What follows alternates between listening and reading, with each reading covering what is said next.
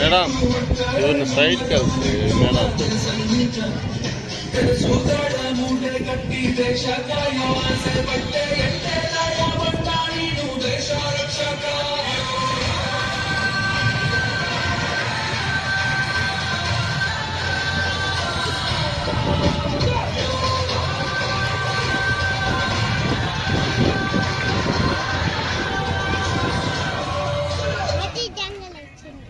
ಕಾಶ್ಮೀರದ ಹಿಮಪರ್ವತಗಳ ಸಾಲಿನಲ್ಲಿ ಪಾಕಿಸ್ತಾನ ಹಾಗೂ ಭಾರತದ ನಡುವಿನ ಗಡಿ ಕಾಯುತ್ತಿರುವ ಯೋಧರು. ಚಳಿಗಾಲದಲ್ಲಿ ಹಿಮಪರ್ವತದ ತುದಿಯಲ್ಲಿ ನಿಲ್ಲುವುದೂ ಅಸಾಧ್ಯ. ಎರಡು ದೇಶಗಳ ಯೋಧರು ಕೊರೆಯುವ ಚಳಿ ತಾಳಲಾರದೆ ಇಳಿದು ಹೋಗುವುದು ಅಂದಿನ ಕಾಲದಿಂದಲೂ ಬಂದ ಸಂಪ್ರದಾಯ. ಆದರೆ 1999 ಮೇ 3ರಂದು ಪಾಕಿಸ್ತಾನದ ಪ್ಯಾರಾ ಮಿಲಿಟರಿಯವರು ಸಮಯ ಸಾಧಕರಂತೆ ಲೈನ್ ಆಫ್ ಕಂಟ್ರೋಲ್ LOC ಗಡಿ ದಾಟಿ ನಮ್ಮ ಭಾರತದ ಜಾಗವನ್ನು ಆಕ್ರಮಿಸಿ ಅವರ ಬಾವುಟವನ್ನು ಹಾರಿಸಿದರು.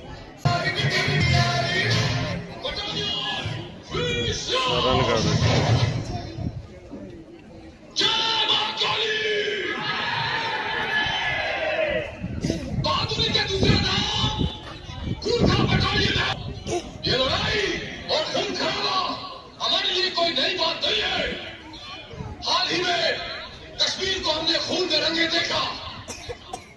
खून का बटन का नाम सारी दुनिया में मशहूर है। एक मर्तबा हिटलर जैसे सिपाही ने भी कहा था, अगर खून की बंदर मुझे मिल जाती है तो मैं सारी दुनिया में फतेह पा सकता हूँ। इसीलिए आज आपका ये CO ललित राय अपने बहादुर सिपाहियों को कारगिल में फतेह देखना चाहता है। कोई शक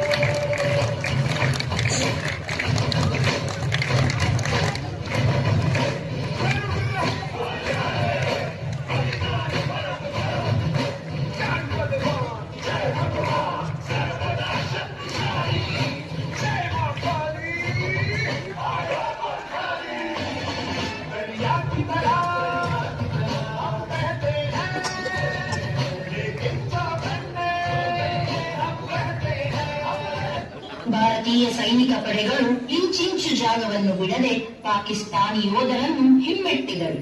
ಕಾರ್ಗಿಲ್ ಯುದ್ಧದಲ್ಲಿ 527 ವೀರ ಯೋಧರು ದೇಹ ತ್ಯಾಗ ಮಾಡಿದರು. 100 1000 ಉಸಿರು ಹೋದರೂ ಸರಿಯೇ ಭಾರತದ ಒಂದಿಂಚು ಜಾಗವನ್ನು ಯಾರಿಗೂ ಕೊಡುವುದಿಲ್ಲ ಎಂದು ಇಡೀ ವಿಶ್ವಕ್ಕೆ ಸಾರಿದೆವು. ಜೈ ಜವಾನ್.